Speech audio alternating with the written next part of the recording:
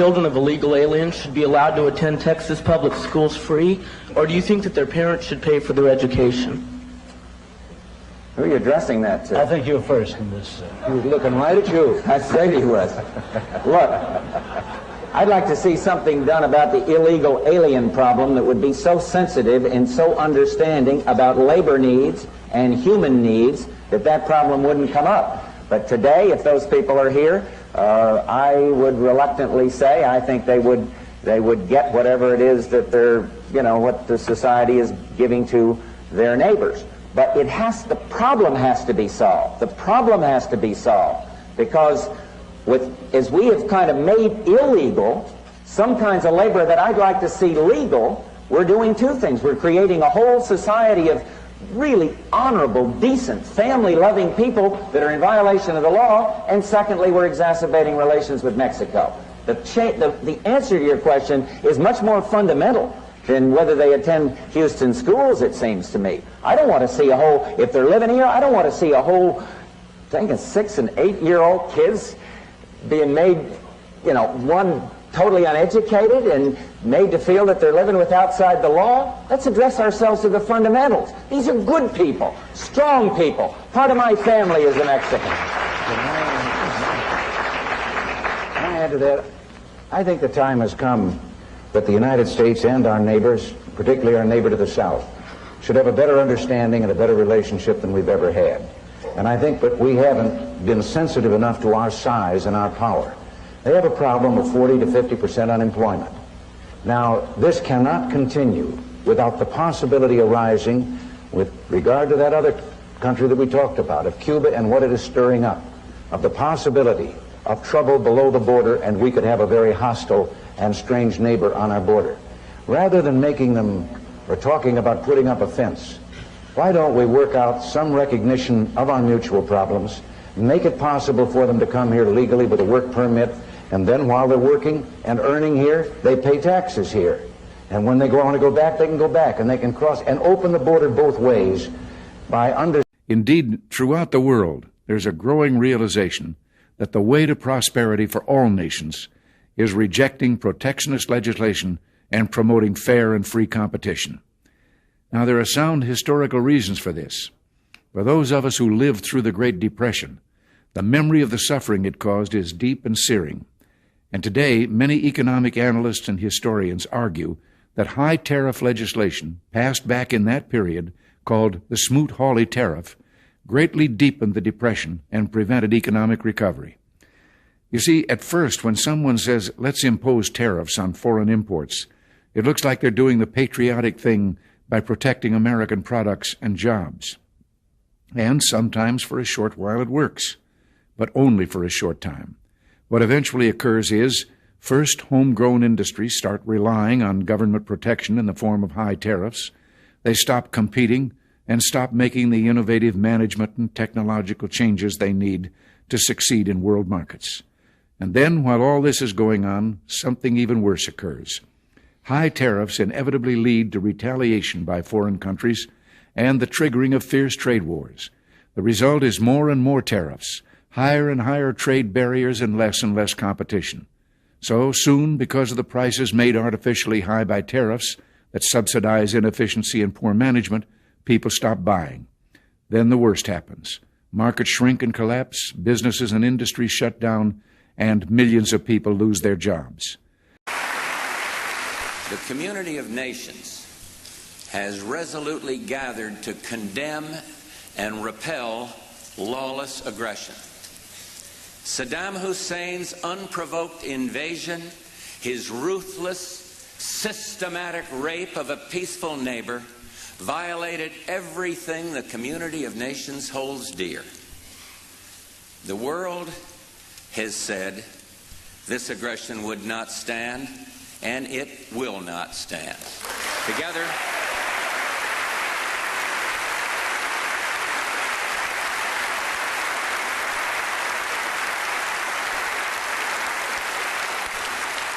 Together, we have resisted the trap of appeasement, cynicism, and isolation that gives temptation to tyrants. I am convinced not only that we will prevail, but that out of the horror of combat will come the recognition that no nation can stand against a world united. No nation will be permitted to brutally assault its neighbor. We are united in the belief that Iraq's aggression must not be tolerated. No peaceful international order is possible if larger states can devour their smaller neighbors. Clearly, no longer can a dictator count on East-West confrontation to stymie concerted United Nations action against aggression. Once again, we are leading, and in so doing, we are rediscovering a fundamental truth about ourselves.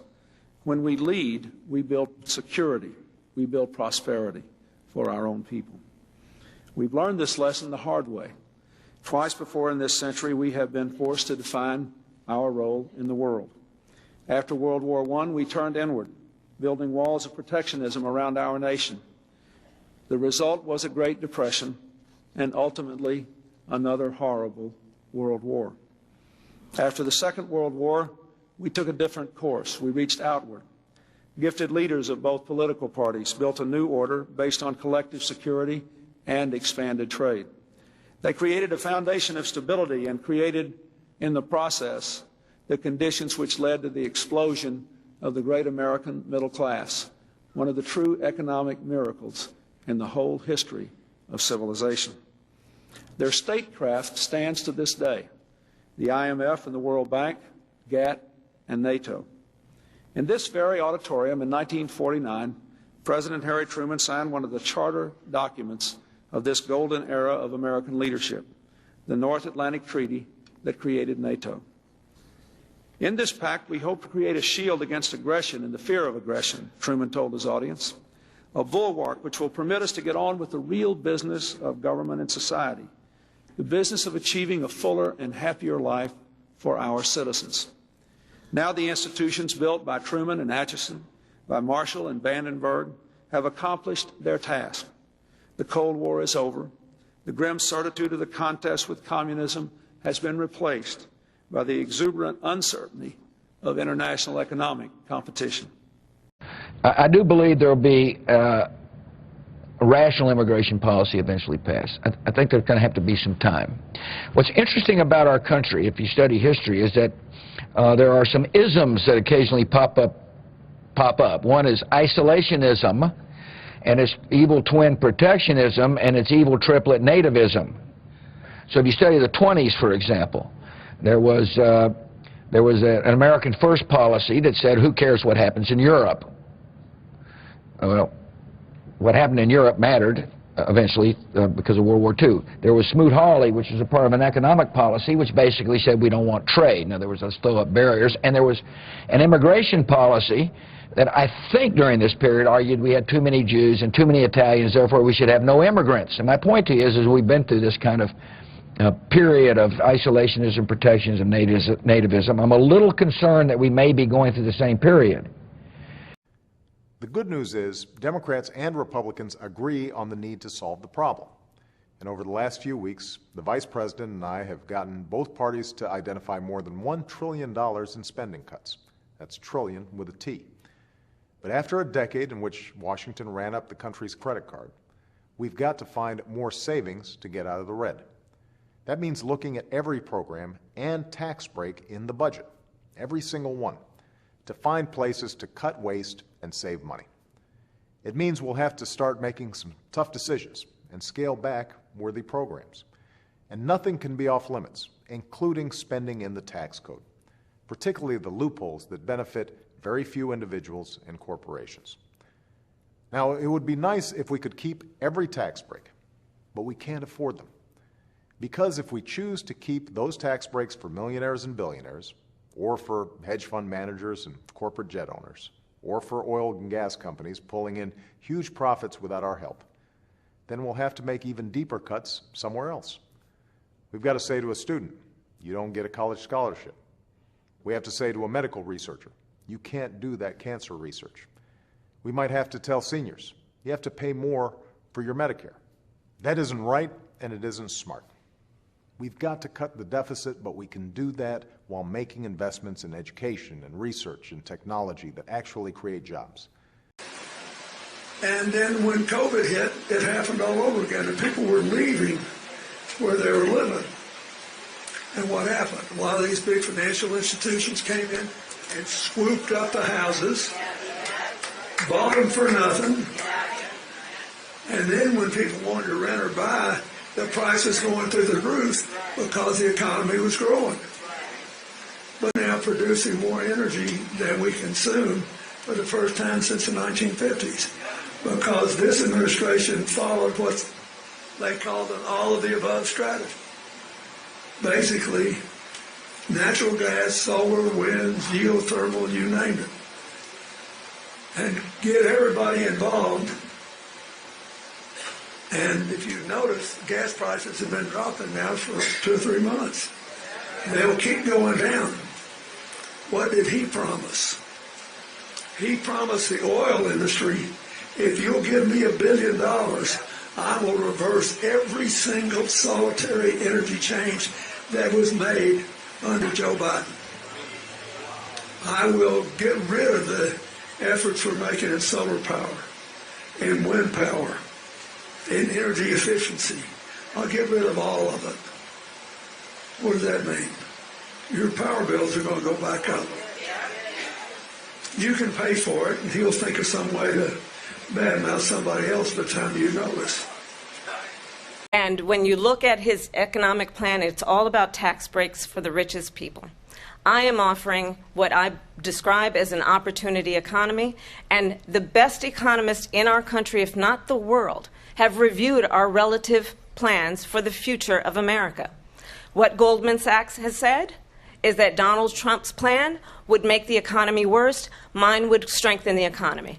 What the Wharton School has said is Donald Trump's plan would actually explode the deficit.